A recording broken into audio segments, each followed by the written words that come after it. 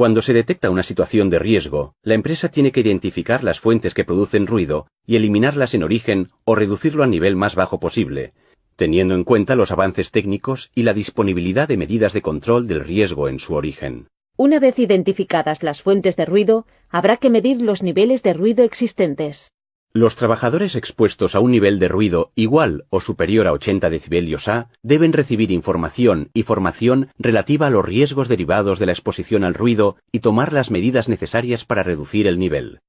Esta medición se debe efectuar cada 3 años cuando los valores se encuentran comprendidos entre 80 y 85 decibelios A.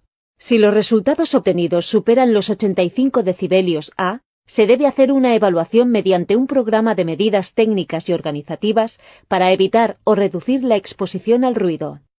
Estos puestos de trabajo se deben señalizar y, siempre que sea viable, delimitarlos y limitar el acceso.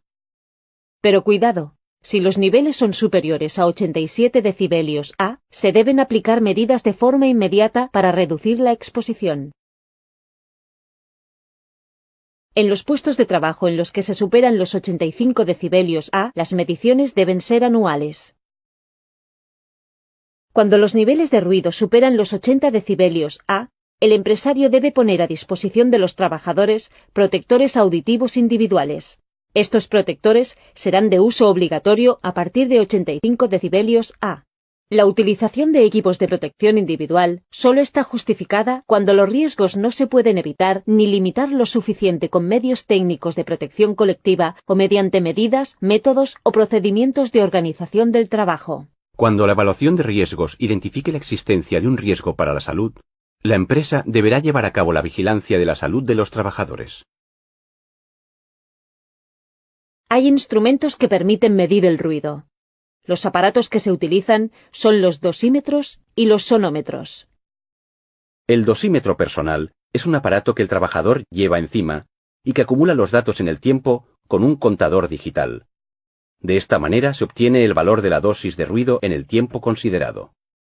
Los dosímetros se deben colocar manteniendo el micrófono a unos 10 centímetros del oído y a 4 centímetros por encima del hombro.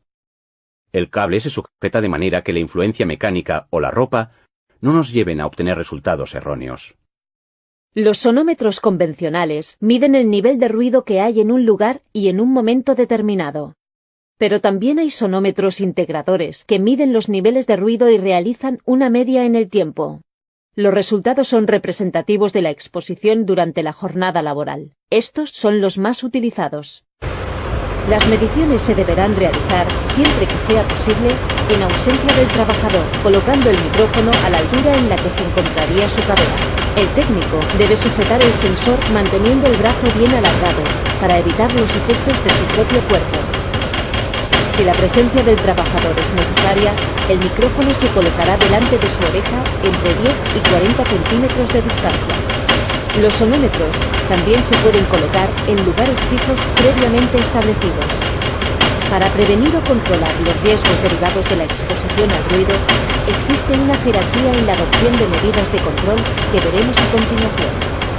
La eliminación de una fuente de ruido es la forma más eficaz de prevenir los riesgos que pueden afectar a los trabajadores. Siempre se debe considerar cuando se planifican nuevos equipos y puestos de trabajo. Para reducir el ruido, ya sea en su origen o en su trayectoria, hay que considerar tanto el diseño como el mantenimiento del equipo y el puesto de trabajo. Para minimizar la transmisión del ruido, se deben utilizar distintas técnicas, como el aislamiento y el confinamiento de la fuente de ruido o de su trayectoria, y también el amortiguamiento de las vibraciones. Además, se deben realizar mejoras como son la sustitución o la modificación de la maquinaria y la aplicación de materiales más silenciosos. Por ejemplo, la colocación de pantallas, cierres y recubrimientos con materiales acústicamente absorbentes puede reducir de manera considerable el efecto sobre los trabajadores directamente expuestos y los otros puestos de trabajo próximos. También se debe informar y formar adecuadamente a los trabajadores sobre la utilización correcta de los equipos de trabajo, haciendo especial énfasis en el mantenimiento preventivo, ya que a medida que las piezas se desgastan, el nivel de ruido se puede incrementar. Cuando las medidas descritas anteriormente no son aplicables o suficientes, habrá que establecer medidas colectivas de control, como por ejemplo fomentar la rotación de los trabajadores. Los equipos de protección individual, como los tapones o las orejeras, se deben utilizar como último recurso. La empresa debe proporcionar una vigilancia de la salud a los trabajadores que, según la evaluación, se encuentran expuestos a los riesgos del ruido. La vigilancia de la salud debe tener en cuenta el tipo de ruido, la duración de la exposición, las características personales del trabajador y las condiciones que puedan convertirlo en especialmente sensible. Cuando un control de la función auditiva detecta que un trabajador sufre una lesión, el médico responsable de la vigilancia de la salud deberá evaluar si es debida una exposición al ruido durante el trabajo. En este caso, el médico comunicará el resultado al trabajador. La empresa deberá revisar la evaluación y las medidas para eliminar y reducir los riesgos, como también establecer una vigilancia sistemática de la salud de los demás trabajadores que hayan sufrido una exposición similar.